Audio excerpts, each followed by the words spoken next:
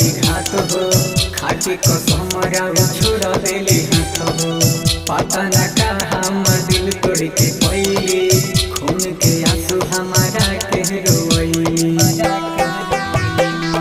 प्यार में बाबा हमसे कह दिहली घात हो, खाके कसम छोड़ देली हाथ हो।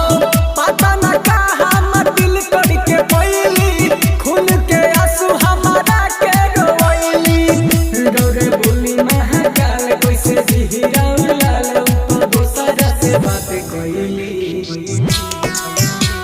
ए भोले बाबा हम पे दया कर दी, ओ बेवफा के दी हम दर्द हरली।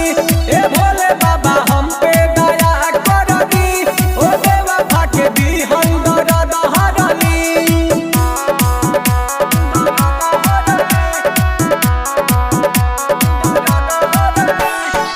हे जाटा वाला बने बहुते लाचार हो, प्यार में लूट गई जिंदगी हमारो हो। कैसे के आई